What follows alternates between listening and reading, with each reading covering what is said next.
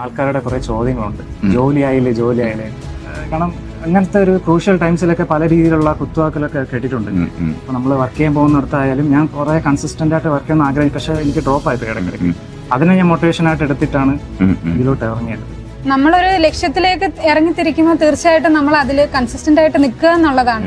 പകുതിക്ക് വെച്ച് നിർത്തി പോവുകയാണെങ്കിൽ നമുക്ക് വലിയൊരു നഷ്ടമായിരിക്കും. പ്രത്യേകിച്ചും സഹകാരി പോലൊരു സ്ഥാപനത്തിൽ വന്നതിന് ശേഷം അത്രയും നമുക്ക് നമ്മളെ ബാക്കപ്പ് ചെയ്യുന്നുണ്ട്, അവര് സപ്പോർട്ട് ചെയ്യുന്നുണ്ട് നമ്മൾ പഠിക്കാനായിട്ട്. നമുക്ക് ഒരുപാട് ഒബ്സ്റ്റക്കിൾസ് വരും നമ്മുടെ വഴിയില്, നമ്മളെ പിന്തിരിപ്പിക്കാനായിട്ട് ഒരുപാട് കാര്യങ്ങൾ വരും. അപ്പം നമ്മൾ അതെല്ലാം തരണം ചെയ്ത് മുന്നോട്ട് പോവുക എന്നുള്ളതാണ്.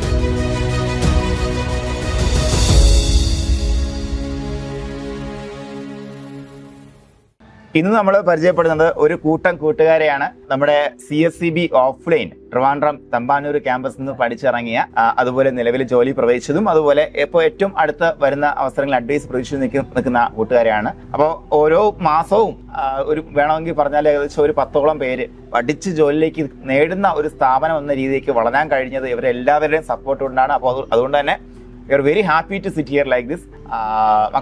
അപ്പോൾ ഓരോരുത്തരുടെ എക്സ്പീരിയൻസ് ഡീറ്റെയിൽഡ് ആയിട്ട് നമ്മൾ വേറെ കഥ പറയുന്നുണ്ട്.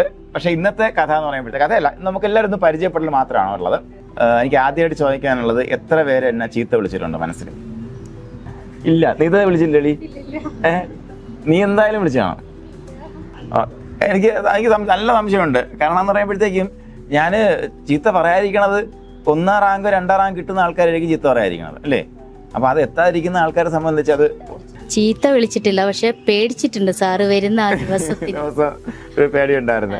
പക്ഷെ ആ ഒരു പേടി, എന്താ പറയാ, ആ ഒരു പേടി, നമുക്കൊരു ബഹുമാനം എല്ലാം ഈ പറഞ്ഞ പോലെ അത് ഞാൻ എപ്പോഴും പറയാമല്ലോ, നമ്മൾ നിങ്ങളെ കയ്യിൽ നിന്ന് വാങ്ങുന്ന ഫീസ് എന്ന് പറയുമ്പോഴത്തേക്കും ഇതുപോലെ നമുക്ക് ഒരു ദിവസം വന്നിരിക്കാനും പിന്നെ നമ്മുടെ ജീവിതത്തിൽ വലിയ വ്യത്യാസം ഉണ്ടാക്കുന്ന ഒരു ജോലിയിലേക്ക് എത്താനൊക്കെ വേണ്ടിയിട്ടാണ് അതൊക്കെ പറയുന്നത്. അപ്പോൾ നമുക്ക് ആദ്യം വിജിലയിൽ നിന്ന് തന്നെ തുടങ്ങാം. വിജില, ഒറ്റ ക്വസ്റ്റ്യൻ മാത്രമേ ഉള്ളൂ. വിജില ഈ ഒരു വിജയം ആർക്ക് ഡെഡിക്കേറ്റ് ചെയ്യുന്നു? എൻ്റെ അമ്മയ്ക്ക് ഡെഡിക്കേറ്റ് ചെയ്യുന്നു. ഓക്കെ. ശരിക്കും പറഞ്ഞാൽ അമ്മ നമ്മളെ വിട്ട് പിരിഞ്ഞിട്ട് ഇപ്പോൾ ഇന്നത്തേക്ക് 18 ദിവസമായിട്ടുണ്ട്. അപ്പോൾ 18 ദിവസമായി. ഇപ്പോൾ ജോയിൻ ചെയ്ത് എത്ര ദിവസമായി മോളെ? ജോയിൻ ചെയ്തിട്ട് ഒരു 13-ാം തീയതി ജോയിൻ ചെയ്തു എന്നുള്ളതാണ്. അപ്പോൾ അമ്മ, അതിനോടൊപ്പം ഹസ്ബൻഡ്, പിന്നെ ഏറ്റവും കൂടുതൽ ഇവൻ, അല്ലേ? മോന്റെ പേരെന്താ? അദ്രുത് മുരളി മാധവ്. ഓക്കെ. അപ്പോൾ ഇവരുടെ സപ്പോർട്ട് എന്തായിരുന്നു മാത്രം പറഞ്ഞാൽ മതി.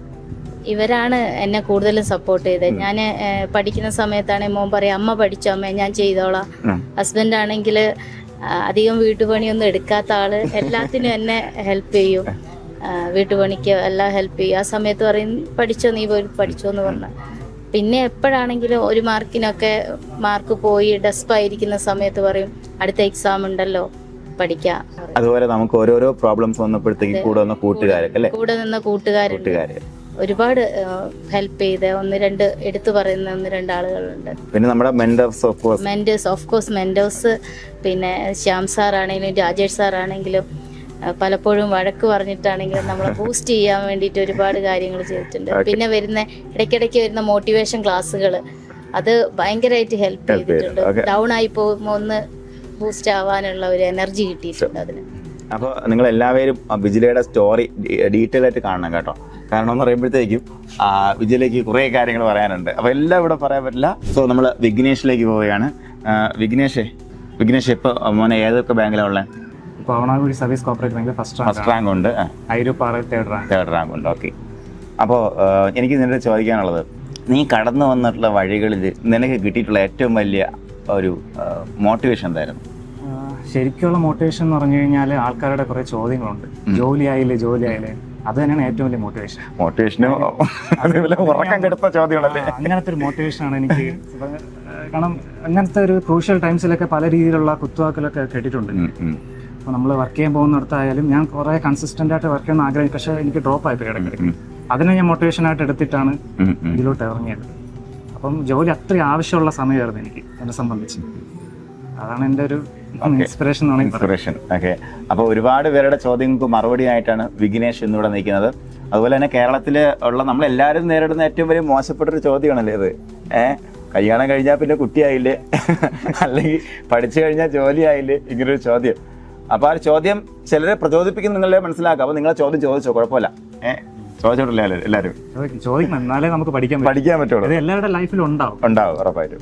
അപ്പൊ അടുത്ത് നമ്മൾ പോകുന്നത് വിനീതയിലേക്കാണ്. വിനീത ഇപ്പൊ എവിടെ നമ്മൾ വർക്ക് ചെയ്യുന്നത്? കരിന്തോട്ടം സഹകരണ ബാങ്കിൽ ഇപ്പൊ നിലവിൽ ജോലി ചെയ്തുകൊണ്ടിരിക്കുകയാണ്. അപ്പോൾ ഏകദേശം ഒരു 4 മാസത്തെ കോഴ്സിന് വേണ്ടിയിട്ട് നമ്മുടെ കരുനാഗപ്പള്ളി സ്വദേശിയാണ് വിനീത അല്ലേ? കരുനാഗപ്പള്ളി നിന്ന് ട്രിവാൻഡ്രത്തേക്ക് റീലൊക്കേറ്റ് ചെയ്ത ആളാണ്. പിന്നെ വിനീതയെ കുറിച്ച് പറയുകയാണെന്നുണ്ടെങ്കിൽ ഒരു സെൽഫ് മെയ്ഡ് വുമൺ എന്ന് വേണമെങ്കിൽ പറയാം. ഒരുപാട് ആസ്പെക്റ്റുകളുണ്ട്. അപ്പോൾ അത്തരത്തിൽ നോക്കുമ്പോൾ വിനീതയെ ഇന്ന് കാണുന്ന ഈ വിനീതയാക്കിയ അനുഭവങ്ങൾ എന്തൊക്കെയാണെന്ന് ചുരുക്കി പറയാം.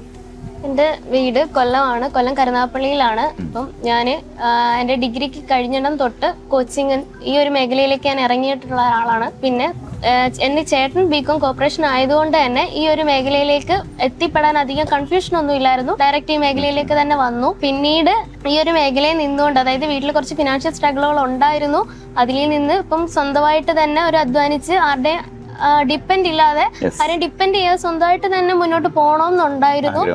അപ്പം അതുകൊണ്ട് തന്നെ കുറെ ട്യൂഷനും കാര്യങ്ങളും ഒക്കെ എടുത്തിട്ടാണ് ഞാൻ എൻ്റെ പഠന ചെലവുകളെല്ലാം നടത്തിക്കൊണ്ടിരുന്നത്. ഒരു പരിധി വരെയും ഡിഗ്രി കഴിഞ്ഞു തൊട്ട് ഒരു 3-4 മാസത്തെ ബ്രേക്കിന് ശേഷം ഞാൻ കോച്ചിങ്ങിന് സ്റ്റാർട്ട് ചെയ്തു. അന്ന് തൊട്ട് ഒരു 3 വർഷം കണ്ടിന്യൂസ് ഒരു 2 വർഷം ഞാൻ ഇതിന് പോയി. പിന്നീട് ഒരു ഫിനാൻഷ്യൽ പ്രശ്നം വന്ന സമയത്ത് എനിക്കത് ബ്രേക്ക് ചെയ്യേണ്ടി വന്നു. എന്നിട്ട് ഒരു ഹോസ്പിറ്റലിൽ ഞാൻ പ്രൈവറ്റ് ആയിട്ട് ഒരു 1 ഇയർ വർക്ക് ചെയ്തു. 15 മണിക്കൂറോളം അവിടെ തന്നെ നൈറ്റും കാര്യങ്ങളും ഒക്കെ ഉണ്ടായിരുന്നു. എനിക്ക് അതുമായിട്ട് ഒട്ടും മാച്ച് ചെയ്ത് പോകാൻ പറ്റാത്തത് കൊണ്ട് അപ്പോഴാണ് ഞാനൊരു ഗവൺമെന്റ് ജോലിയുടെ വില എന്താണെന്ന് മനസ്സിലാക്കുന്നത് ആ ഒരു ടൈമിലാണ്. പിന്നെ ഓരോ കാര്യത്തിന് വേണ്ടി നമുക്ക് മറ്റുള്ളവരെ ഡിപ്പെൻഡ് ചെയ്യേണ്ടി വരുമ്പോൾ ഉണ്ടാകുന്ന ഒരു ബുദ്ധിമുട്ടാണ് രണ്ടാമത്തെ ഒരു കാര്യം എന്ന് പറഞ്ഞാൽ. അതിനുശേഷം 1 ഇയർ കഴിഞ്ഞു. അവിടുത്തെ ഒരു എക്സ്പീരിയൻസ് സർട്ടിഫിക്കറ്റ് എൻ്റെ കയ്യിൽ ഞാൻ മേടിച്ചതിന് ശേഷം ഒരുപക്ഷെ ഞാൻ ഈ ഒരു മേഖലയിൽ വന്ന് എനിക്ക് ഞാൻ വിചാരിക്കുന്ന ഒരു വിജയം കൈപ്പറ്റാൻ പറ്റിയില്ല എന്നുണ്ടെങ്കിൽ മറ്റൊരു വഴി വേണമായിരുന്നു മുന്നോട്ട് പോകാൻ. അപ്പൊ അതുകൊണ്ട് ഞാൻ 1 ഇയർ എക്സ്പീരിയൻസ് ആയതിനു ശേഷമാണ് ഞാൻ അവിടെ നിന്ന് ഇറങ്ങുന്നത്. 6 മാസത്തെ ചാൻസ് ഒരു വെല്ലുവിളി ഏറ്റെടുത്തോണ്ടാണ്. അത് ഭയങ്കര രസമാണ്. കാര്യം എന്ന് പറയുമ്പോഴത്തേക്കും വിനീത ഒരിക്കലും എനിക്ക് തോന്നുന്നു സഹകരണ മേഖലയിൽ പഠിക്കാൻ വേണ്ടി ഇറങ്ങി ഇടയ്ക്കല്ലേ, എന്നിട്ട് വേറെ നിവൃത്തി ഇല്ലാത്തത് കൊണ്ടാണ് ആ ഒരു ജോലിക്ക് പോകേണ്ടി വന്നത്. എന്നിട്ടും നമുക്ക് വീട്ടിൽ ആ ഒരു സ്ട്രഗിളും കാര്യങ്ങളും പ്രഷറാണ്, പുറത്തു പോവുക. അപ്പോഴത്തേക്ക് ഒരു ജാമ്യം എടുത്തുകൊണ്ട് വന്ന ആളാണ് വിനീത. 6 മാസത്തെ ജാമ്യം. അപ്പം ഇത് കഴിഞ്ഞിട്ട് പുറത്തു പോകണം, വീട്ടിൽ ഇങ്ങനെ നിൽക്കാൻ പറ്റില്ല, കുറെ നാളുകൊണ്ട് പഠിത്തം എന്ന് പറഞ്ഞ് നടക്കുന്നു. അപ്പൊ ഇനിയും അതിന് മുന്നോട്ട് പോകാൻ പറ്റത്തില്ല എന്നിങ്ങനെ പറഞ്ഞൊരു സ്റ്റേജ് ആയപ്പം ഒരു 6 മാസത്തെ സമയം ചോദിച്ചു വീട്ടില്. 6 മാസത്തെ സമയം തരണം, അത് കഴിഞ്ഞിട്ട് നിങ്ങൾ പറയുന്ന ഏത് രീതിയിലായാലും ഞാൻ നോക്കാം, പുറത്തോട്ട് പോകണമെങ്കിൽ പുറത്തോട്ട് പോകാം എന്നുള്ളൊരു സിറ്റുവേഷൻ വരെ എത്തിയിരുന്നു. അപ്പം പിന്നീട് ഒരു 6 മാസത്തെ സമയം അതൊരു വെല്ലുവിളിയായിട്ട് തന്നെ ഏറ്റെടുത്തു. ഇതിനു മുമ്പ് ഞാൻ ഇങ്ങനെ പറഞ്ഞിട്ടില്ല ഞാൻ ജോലി വാങ്ങിക്കാം, അല്ലെങ്കിൽ ഈ സമയം ഇങ്ങനെ എടുത്തു പറഞ്ഞിട്ടില്ലായിരുന്നു. പക്ഷെ ഞാൻ അമ്മയ്ക്ക് ഉറപ്പ് കൊടുത്തിട്ടാണ് വന്നത്. 2025 ഒരു വർഷം ഉണ്ടെന്നുണ്ടെങ്കിൽ അത് എന്റെ വർഷമാണ്, ഞാൻ ഉറപ്പായിട്ടും ജോലി വാങ്ങിക്കുമെന്ന് പറഞ്ഞിട്ടാണ്. സമയത്തുള്ളിൽ കൈ കൊടുക്കാനും പറ്റി. കറക്റ്റ് 6 മാസമാണ് സമയം. 6 മാസത്തിനുള്ളിൽ അത് കൊടുക്കുകയും ചെയ്തു. അടുത്തതായിട്ട് നമ്മൾ ഐശ്വര്യയിലേക്കാണ് പോകുന്നത്. ഐശ്വര്യ ആദ്യത്തെ അറ്റംപ്റ്റ് തന്നെ തൂക്കിയല്ലേ? മിടുക്കി. ഓക്കെ. സാധാരണ എല്ലാവരും CSCB നമുക്കൊന്ന് എഴുതി തുടങ്ങി കുറെ കാലമൊക്കെ നിന്നിട്ടാണ്. പക്ഷെ നല്ലൊരു കൺസിസ്റ്റൻസി ലൈക്ക്. അപ്പോൾ മോളെ നമുക്ക് ഏറ്റവും കൂടുതൽ സപ്പോർട്ടായിട്ട് നിന്ന് ആരൊക്കെയാണ്, എന്തൊക്കെയാണ് നമ്മുടെ ആ ഒരു എക്സ്പീരിയൻസ്? ഏറ്റവും കൂടുതൽ സപ്പോർട്ട് ചെയ്ത ഹസ്ബൻഡും ഫാമിലി തന്നെയാണ്. മാരേജ് കഴിഞ്ഞ ടൈമാണ് ബാങ്ക് കോച്ചിങ്ങിലോട്ട് ഇറങ്ങി തിരിച്ചത്. ആ ഒരു ടൈമിൽ ഇതുവരെയും ഫുൾ സപ്പോർട്ട് തന്ന ഹസ്ബൻഡും ഫാമിലിയും തന്നെയാണ്. പിന്നെ അതുപോലെ മെന്ററും ടീച്ചേഴ്സും സഹകാരി ഒരുപാട് ഹെൽപ്പ് ചെയ്തു. ഡെയിലി ഏതൊക്കെ ബാങ്കിൽ വന്നിട്ടുണ്ടോ? ചെമ്പഴന്തി 3rd റാങ്ക് ഉണ്ട്, അവനാങ്കുഴി 11th റാങ്ക് ഉണ്ട്. അപ്പൊ അത്യാവശ്യം വേക്കൻസി ഉണ്ട്, നമുക്കത് ഉറപ്പിക്കാൻ പറ്റുന്ന ഒരു ലെവലിൽ നിൽക്കുകയാണ്. അപ്പോൾ നമ്മളെ എല്ലാവിധ ആശംസകളും. Thank you so much. അപ്പൊ അടുത്ത് നമ്മൾ നിതയിലേക്കാണ്. നിത നമ്മളുടെ സ്ഥലം എവിടെയാണെന്ന് വെച്ചാൽ കൊല്ലം കരുനാഗപ്പള്ളിയാണ്. ഓക്കെ. അപ്പോൾ നിങ്ങളും ഈ പറഞ്ഞ പോലെ ട്രിവാൻഡ്രത്തേക്ക് റീലൊക്കേറ്റ് ചെയ്യായിരുന്നു അല്ലേ? ഓക്കെ. എത്ര പേരുണ്ടായിരുന്നു? ഞങ്ങൾ HDC പഠിക്കാൻ തിരുവനന്തപുരത്ത് വന്നതാണ്. അതിനുശേഷം ഞങ്ങൾ 3 പേരാണ് സഹകാരിയിലോട്ട് വരുന്നത്. അപ്പം എന്റെ സുഹൃത്തുക്കൾ ഒരാള് തൃശ്ശൂരും ഒരാള് കോഴിക്കോടും. അപ്പം ഒരാള് ഹെൽത്ത് ഇഷ്യൂസ് കാരണം ഒരാള് കോഴ്സ് ഓൺലൈൻ ആക്കിയിട്ട് നാട്ടിലോട്ട് തിരിച്ചു പോവുകയും ഞങ്ങൾ രണ്ടുപേരും ഇവിടെ തന്നെ നിന്നു. ഞങ്ങൾ രണ്ടുപേരും ഇപ്പം ലിസ്റ്റിലുണ്ട്. ശ്യാമിനി വന്നില്ലേ ഇന്ന്? ഹോസ്റ്റലിലുണ്ട്. അപ്പൊ എന്തായാലും ശ്യാമിനി നമ്മളിവിടെ തന്നെ കാണും. അപ്പോൾ കുറെ കുട്ടികൾ പുറത്തുനിന്ന് വരുന്ന കുട്ടികളാണ്. ഇപ്പൊ തിരുവനന്തപുരത്തുള്ള കുട്ടികളുണ്ട്, പുറത്തുനിന്ന് വന്ന് ഇങ്ങോട്ട് നിന്ന് പഠിക്കുന്ന കുട്ടികളുണ്ട്. അതിനകത്ത് എന്താ നമുക്ക് പറയാനുള്ളത്? അതായത് കൂടെ നിന്ന ആള് കൂടെ ഉണ്ട്, മറ്റൊരാള് ഇപ്പം ശരിക്കും പറഞ്ഞാൽ നമ്മുടെ ഇപ്പോൾ ആള് ഒരു ഇഷ്യൂ കാരണം പോയി. പക്ഷെ നമ്മൾ അങ്ങനെ ഒരു സിറ്റുവേഷൻ നമ്മുടെ കുട്ടികൾക്ക് വരും, എപ്പോഴും വരും, പല കാരണം കൊണ്ട് വരും. അപ്പൊ അങ്ങനെ വരുമ്പോഴത്തേക്കും അവർ വിട്ടുപോകാനും നിൽക്കാനും സാധ്യതയുണ്ട്, 2 സാധ്യതയുണ്ട്. അപ്പൊ അങ്ങനെയുള്ള കുട്ടികൾക്ക് എന്താ നമുക്ക് പറയാനുള്ളത്? നമ്മളൊരു ലക്ഷ്യത്തിലേക്ക് ഇറങ്ങിത്തിരിക്കുമ്പോൾ തീർച്ചയായിട്ടും നമ്മൾ അതിൽ കൺസിസ്റ്റന്റ് ആയിട്ട് നിൽക്കുക എന്നുള്ളതാണ്. പകുതിക്ക് വെച്ച് നിർത്തി പോവുകയാണെങ്കിൽ നമുക്ക് വലിയൊരു നഷ്ടമായിരിക്കും. പ്രത്യേകിച്ചും സഹകാരി പോലൊരു സ്ഥാപനത്തിൽ വന്നതിന് ശേഷം അത്രയും നമുക്ക് നമ്മളെ ബാക്കപ്പ് ചെയ്യുന്നുണ്ട്, അവര് സപ്പോർട്ട് ചെയ്യുന്നുണ്ട് നമ്മൾ പഠിക്കാനായിട്ട്. നമ്മളത് ആ ട്രാക്കിൽ പോയി കഴിഞ്ഞാൽ നമുക്ക് പ്രശ്നമില്ല. നമുക്ക് ഒരുപാട് ഒബ്സ്റ്റക്കിൾസ് വരും നമ്മുടെ വഴിയിൽ, നമ്മളെ പിന്തിരിപ്പിക്കാനായിട്ട് ഒരുപാട് കാര്യങ്ങൾ വരും. അപ്പം നമ്മൾ അതെല്ലാം തരണം ചെയ്ത് മുന്നോട്ട് പോകുക എന്നുള്ളതാണ്. കാരണം ഞങ്ങൾ കമ്പൈൻ സ്റ്റഡി നടത്തിയിട്ടൊക്കെയാണ് പഠിച്ചുകൊണ്ടിരുന്നത്. അപ്പം കുറേ ലിസ്റ്റിലൊക്കെ വരുമ്പോൾ 1-2 മാർക്കിനൊക്കെ പോവുകയും അപ്പം ഒരുപാട് ബാക്കിലോട്ട് സാമ്പത്തികമായിട്ടും ഒരുപാട് ബുദ്ധിമുട്ടുകളും കാര്യങ്ങളും വരുന്നതാണ് സുഹൃത്തിനായാലും. പക്ഷെ നമ്മളൊരു ഇതിലോട്ട് ഇറങ്ങിത്തിരിക്കുമ്പോൾ അത് കംപ്ലീറ്റ് ചെയ്ത് മുന്നോട്ട് പോകുക എന്നുള്ളതാണ്. ആ ഒരു ട്രാക്ക് കീപ്പ് ചെയ്ത് ചെയ്യുക, എല്ലാവരും അങ്ങനെ തന്നെ ചെയ്യുക, അവസാന നിമിഷം വരെ നിൽക്കുക, അതാണ് പറയാനുള്ളത് അല്ലേ? ഓക്കെ, ഇനി നമ്മൾ ഗ്രീഷ്മയിലേക്കാണ് പോകുന്നത്. നമ്മുടെ ഓഫ്ലൈൻ ബാച്ചിൽ നിന്ന് ഇപ്പോൾ നിലവിൽ അരുണാചൽ സർവീസ് സഹകരണ ബാങ്കിലെ റാങ്ക് ലിസ്റ്റിലേക്കാണ് ആൾ ഇടം പിടിച്ചിരിക്കുന്നത്. മോളെ സംബന്ധിച്ച് മോക്ക് ഏറ്റവും കൂടുതൽ മോട്ടിവേഷൻ പകർന്ന ആരാണ്? മോട്ടിവേഷൻ എൻ്റെ അച്ഛൻ തന്നെയാണ്, പറയാതിരിക്കാൻ വയ്യ. സത്യം, എന്ത് കാര്യത്തിലും എന്തും ഒരു ആരാണ് ഗോഡ് ഫാദർ എന്ന് ചോദിച്ചാലും എൻ്റെ അച്ഛൻ തന്നെയാണ്. അച്ഛൻ തന്നെയാണ് എൻ്റെ പ്രചോദനം. കല്യാണം കഴിഞ്ഞു, എനിക്ക് 8 വർഷമായി, 2 കുട്ടികളുണ്ട്. HDC പഠിച്ചുകൊണ്ടിരുന്നപ്പോഴാണ് എൻ്റെ കല്യാണമൊക്കെ കഴിഞ്ഞത്. അപ്പൊ കല്യാണം കഴിഞ്ഞ സമയത്ത് പിന്നെ അതിനായിട്ട് പഠിച്ച് പിന്നെ പ്രഗ്നന്റ് ആയി. പിന്നെ അതിനായിട്ട് പോവാനുള്ള ഒരു കോച്ചിങ്ങിനൊക്കെ പോവാനുള്ള ഒരു ഇത് കിട്ടിയില്ല. പിന്നെ ഇപ്പോൾ ദുബായിലാവുമെന്ന് ഞാൻ വിചാരിച്ചു, സെറ്റിലാവുമെന്ന്. പിന്നെ അവിടെ എനിക്ക് പറ്റിയില്ല. പറ്റാത്തോണ്ട് ഞാൻ തീരുമാനിച്ചു തിരിച്ചെന്റെ നാട്ടിൽ വന്ന് ഒരു ജോലി വേണമെന്ന് വിചാരിച്ച് വന്നത് തന്നെയാണ്. വന്ന് കറക്റ്റ് എനിക്ക് സാറിന്റെ വീഡിയോ ഭയങ്കര ഇഷ്ടപ്പെട്ട് വന്നതാണ്. ഓഫ്ലൈനായിട്ട് വരുന്നത്.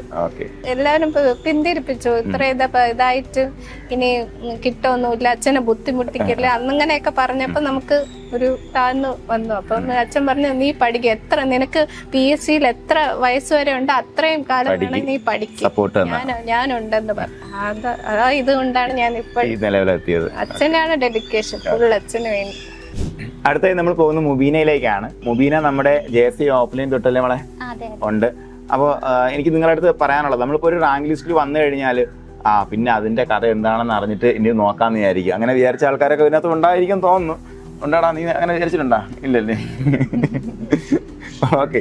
അപ്പോൾ എന്നാൽ അങ്ങനെ വിചാരിക്കാത്ത വ്യക്തികളാണ് നമുക്ക് എപ്പോഴും സഹകരണ മേഖലയിൽ വിജയിച്ചു കയറുന്നത്. അപ്പൊ അതിന് ഉദാഹരണം, കാരണം നമുക്ക് JSCയിൽ നമ്മൾ എത്ര റാങ്കാണ്? 198. ഏകദേശം 400 അധികം വരുന്ന റാങ്ക് ലിസ്റ്റാണ്. എന്തായാലും നമുക്ക് തീരുമെന്ന് ഉറപ്പുള്ള റാങ്ക് ലിസ്റ്റാണ്. നമുക്ക് കിട്ടുമെന്നൊരു ഉറപ്പുണ്ട്. എന്നാൽ അതിന് വേണ്ടി വെയിറ്റ് ചെയ്യാതെ പിന്നെയും പഠിച്ചുകൊണ്ടിരിക്കുന്ന ചുണക്കുട്ടിയാണ് മുബീന. അപ്പോൾ എന്താണ് നിന്നെ ഇതുപോലെ ആ ഒരു പ്രേരിപ്പിച്ചത്, ആ ഒരു ഇങ്ങനെ കണ്ടിന്യൂ ചെയ്യാൻ പ്രേരിപ്പിച്ചെന്താണ്? എന്റെ ഏറ്റവും വലിയൊരു സ്വപ്നമാണ് ഒരു ഗവൺമെന്റ് ജോലി എന്ന് പറയുന്നത്. ഞാൻ PG കഴിഞ്ഞപ്പോൾ തന്നെ എന്ത് ചൂസ് ചെയ്യും എന്നൊരു ക്വസ്റ്റ്യൻ മാർക്കിൽ നിന്നപ്പോഴാണ് ബികോം കോർപ്പറേഷൻ ആണല്ലോ, അപ്പോൾ കോർപ്പറേറ്റീവ് മേഖലയിലോട്ട് വരാം. അങ്ങനെയാണ് ഞാൻ അന്ന് തൊട്ട് PG പഠിക്കുമ്പോൾ തന്നെ ഞാൻ ഈ CSEBയുടെ എക്സാം എഴുതുന്നുണ്ടായിരുന്നു. ഒന്നും അറിയില്ലെങ്കിൽ പോലും ഞാൻ പോയി എഴുതും. അങ്ങനെ PG കഴിഞ്ഞപ്പോൾ മെയിൻ ആയിട്ട് ഇതിലോട്ട് ഇറങ്ങി, ഇതിനു വേണ്ടി പഠിച്ചു. അപ്പോഴാണ് JSCയുടെ നോട്ടിഫിക്കേഷൻ വരുന്നത്. അങ്ങനെ JSCക്ക് വേണ്ടി പഠിച്ചു. അപ്പോൾ ഒരു പ്രതീക്ഷ ഉണ്ട് JSC കിട്ടും. എന്നിട്ട് ഞാൻ അവിടെ വെച്ച് ബ്രേക്ക് ചെയ്തില്ല, പിന്നെ കണ്ടിന്യൂ ചെയ്ത് പഠിച്ചു. കിട്ടാൻ കുറച്ച് ലേറ്റ് ആവുമല്ലോ, നമുക്ക് മാർക്ക് നമുക്ക് അറിയാലോ എപ്പോഴാണ് നമുക്ക് കിട്ടുന്നത്. ഇന്റർവ്യൂ ഉണ്ട്. അപ്പോ അതിന് മുന്നോടിയായിട്ട് സെറ്റ് ആവണം, പെട്ടെന്നൊരു ജോലി അത്യാവശ്യമായിരുന്നു. അങ്ങനെ ആണ് CSEB നോക്കാം. പിന്നെ എന്റെ വീക്ക് പോയിന്റ് എന്ന് പറയുന്നത്, എനിക്ക് സബ്ജക്ട് അപ്പോൾ ഓക്കെ ആയി, PSC പഠിച്ചപ്പോൾ സബ്ജക്ട് ഓക്കെ ആയി. പിന്നെ weak point English, maths, GK ആയിരുന്നു. അപ്പൊ അതിന് വേണ്ടിയിട്ട് നന്നായിട്ട് എഫർട്ട് ഇട്ട് അങ്ങനെയാണ് CSEB ക്രാക്ക് ചെയ്തത്. മിടുക്കി. അപ്പോൾ എത്രയും പെട്ടെന്ന് പോസ്റ്റിംഗിലേക്ക് എത്തട്ടെ. അപ്പൊ അടുത്ത് നമ്മൾ പോകുന്നത് അശ്വതി GPയിലേക്കാണ്. അശ്വതി, നമ്മളിപ്പോ എവിടെയൊക്കെയാണ് റാങ്ക് ലിസ്റ്റ് വന്നിട്ടുള്ളത്? ഞാൻ കണ്ടന്റ് സർവീസ് സഹകരണ ബാങ്കിൽ 5ാമത്തെ റാങ്ക്, ഇടയ്ക്കോട് 8ാമത്തെ റാങ്ക്. പിന്നെ ഇപ്പൊ നിലവിൽ സെക്രട്ടറി ഷോർട്ട് ലിസ്റ്റ് വന്നിട്ടുണ്ട്. അപ്പൊ നമുക്ക് വരുന്ന പരീക്ഷ എല്ലാം കാണും. കാരണം നിങ്ങളിപ്പോ ഒരു കാര്യം മനസ്സിലാക്കാം, നിങ്ങൾ CSEBയിൽ റാങ്ക് കിട്ടി തുടങ്ങിയാൽ പിന്നെ വരുന്നതിലൊക്കെ ഉണ്ടാവും. അത് എല്ലാ അപ്പോൾ കാരണം നമ്മളെ ക്വാളിറ്റി അത്രയും വർദ്ധിച്ചു എന്നുള്ളതാണ്. ഇപ്പൊ നിങ്ങൾ എല്ലാവരും തന്നെ വരുന്ന പരീക്ഷകളിലൊക്കെ വന്നുകൊണ്ടിരിക്കുകയും ചെയ്യും. അപ്പോൾ നമുക്ക് തുടർന്ന് വരുന്ന ലിസ്റ്റുകളിൽ നമുക്ക് എവിടെയാണോ ഇഷ്ടം അത് ചൂസ് ചെയ്യണം കേട്ടോ. കാരണം നമ്മളിപ്പോൾ പോയി ജോയിൻ ചെയ്ത് കഴിയുമ്പോഴത്തേക്കും നമുക്ക് ചിലപ്പോൾ അത്ര സുഖകരമല്ലാത്ത, അല്ലെങ്കിൽ നമുക്ക് നല്ല സ്ട്രിക്റ്റ് ആയ ബാങ്ക് ആണെന്നുണ്ടെങ്കിൽ ഫോൺ പോലും ഉപയോഗിക്കാൻ പറ്റുന്ന സ്ഥലങ്ങൾ ചിലപ്പോൾ ഉണ്ടായേക്കാം, ബാങ്ക് ആണല്ലോ. അപ്പോൾ അതുകൊണ്ട് കണ്ടിന്യൂസ് പഠിക്കുക, എപ്പോഴും പറയുന്ന കാര്യമാണ്. അപ്പോൾ അശ്വതിയിലേക്ക് തന്നെ വരാം. അശ്വതി നിലവിൽ LLB കഴിഞ്ഞ ആളാണ്. LLB കഴിഞ്ഞ ആളാണ്. അപ്പോൾ ഒരു ലോയർ ആകുക എന്നതിലുപരി അല്ലെങ്കിൽ ആ ഒരു സ്ട്രീമിൽ നിൽക്കുന്നതിനേക്കാളും ഉപരി സഹകരണ മേഖലയിലേക്ക് മോളെ കൊണ്ട് എത്തിച്ചത് എന്താണ്? സാർ, ഞാൻ LLB ചെയ്ത 2016-19 ബാച്ചിലാണ്. അപ്പോൾ ആ സമയത്ത് തന്നെ നമ്മൾ ന്യൂസ് പേപ്പർ കട്ടിങ്സ് ഒക്കെ നോക്കുവാണെങ്കിൽ കൂടിയും ഈ സഹകരണ മേഖലയിൽ ഒത്തിരി വേക്കൻസി വരുന്നുണ്ട്. ആ സമയത്തൊന്ന് ചെറുതായിട്ട് റിഗ്രറ്റ് ആയിട്ടുണ്ട്, എന്തുകൊണ്ട് ഞാൻ ഈ ഫീൽഡിലോട്ട് തിരിഞ്ഞില്ല എന്ന്. അമ്മയാണെന്നുണ്ടെങ്കിലും നേരത്തെ എന്നോട് പറയുമായിരുന്നു നീ ഈ ഫീൽഡ് ഒന്ന് നോക്ക് എന്ന്. പക്ഷെ ഞാൻ അന്നേരം മൈൻഡ് ആക്കിയിട്ടില്ല. ഞാൻ കരുതി എനിക്ക് LLB പഠിക്കുന്നത് വലിയൊരു ആഗ്രഹമായിരുന്നു. അങ്ങനെ ഞാൻ പോയി LLB ചെയ്തതാണ്. LLB ചെയ്തു. അവിടെ കോർട്ട് വർക്ക് ഒക്കെ ആയപ്പോഴേക്കും മനസ്സിലായി ഇതൊന്നും നമ്മളെ കൊണ്ട് പറ്റത്തില്ല. കാരണം ഒന്നുകിൽ നമുക്ക് അത്രത്തോളം നമുക്ക് ക്യാഷ് വേണം. എന്റെ ഫാമിലി എന്നൊക്കെ വെച്ചാൽ ഒരു മിഡിൽ ക്ലാസ് ഫാമിലിയാണ്. അപ്പോൾ അച്ഛനെ കൊണ്ടാണെന്നുണ്ടെങ്കിലും ഇപ്പൊ ബ്രദറിന് ജോലിയുണ്ട്, പക്ഷെ എന്നാൽ കൂടിയും ഈ നമ്മൾ അത്രയും അഫോർഡ് ചെയ്യാൻ പറ്റിയെന്ന് അവർക്ക് വരത്തില്ല. പിന്നെ നമ്മളൊന്ന് എസ്റ്റാബ്ലിഷ് ആയി വരുവാണെന്നുണ്ടെങ്കിൽ മിനിമം ഒരു 5 വർഷത്തെ പ്രാക്ടീസിലും വേണം. പക്ഷെ അതിനുശേഷം LLB കഴിഞ്ഞതിന് ശേഷം കോവിഡ് വന്നു. കോവിഡ് വന്നപ്പോഴേക്കും കുറെ നാള് ലോക്ക്ഡൌൺ ഒക്കെ ആയിരുന്നില്ല. ആ സമയത്ത് വിളിച്ച HDC ബാച്ചിലാണ് സാർ ഞാൻ ജോയിൻ ആയത്. ആ കോഴ്സ് കഴിഞ്ഞു, നല്ല മാർക്കോടെ പാസ്സായി. പിന്നെ ഞാൻ വിചാരിച്ചു അങ്ങനെ നമുക്കൊരു സ്ഥിരമല്ലാത്തൊരു ഏർണിങ്സ് നമുക്ക് കിട്ടുന്നതിനേക്കാളും ഒരു മന്ത്ലി നമുക്ക് ഒരു ഫിക്സഡ് എമൗണ്ട് നമുക്ക് കിട്ടുന്നില്ലേ, അപ്പൊ നമ്മുടെ ലൈഫ് കുറച്ചുകൂടെ നമുക്ക് സെറ്റിൽ ആവാൻ ഇതാണ്. അതെ സാർ, അങ്ങനെയാണ് ഞാൻ ഈ ഫീൽഡ് തിരഞ്ഞെടുത്തത്. ഓക്കെ, അപ്പൊ എന്തായാലും എത്രയും പെട്ടെന്ന് കാര്യങ്ങളെല്ലാം സെറ്റ് ആവട്ടെ. ഇനിയും ഇതേപോലുള്ള സ്റ്റോറികളുമായിട്ട് നമ്മൾ വരും. പഠിക്കുന്ന കുട്ടികളുടെ അടുത്ത് പറയാനുള്ളത് നിങ്ങൾ നിർത്തിപ്പോകാതിരിക്കുക, അല്ലേ? അത്രയല്ലേ ഉള്ളൂ, നിർത്തിപ്പോകാതിരിക്കുക. പ്രത്യേകിച്ച് പിന്നെ ഓഫ്ലൈനിലേക്ക് വരുന്ന കുട്ടികളെ സംബന്ധിച്ച് പറയുമ്പോഴത്തേക്കും അവസാനം വരെയും കണ്ടിന്യൂ ചെയ്യാം. അവസാനം വരെയും കണ്ടിന്യൂ ചെയ്ത് നിൽക്കുന്ന ഒരാളെ സംബന്ധിച്ചിടത്തോളം 2 ഓപ്ഷനാണ്. ഒന്ന് കിട്ടും, കിട്ടാതിരിക്കും. പക്ഷെ കിട്ടാതിരിക്കുന്ന ആളിലും നിയർ ഫ്യൂച്ചറിൽ കിട്ടുമെന്ന് ഉറപ്പ് ഉണ്ടായിരിക്കും. അവസാനം വരെ നിൽക്കുന്ന കുട്ടിയൊക്കെ ഉണ്ടായിരിക്കും. അപ്പോൾ അവർ എന്ത് ചെയ്യുക, സസ്റ്റെയിൻ ചെയ്യുക.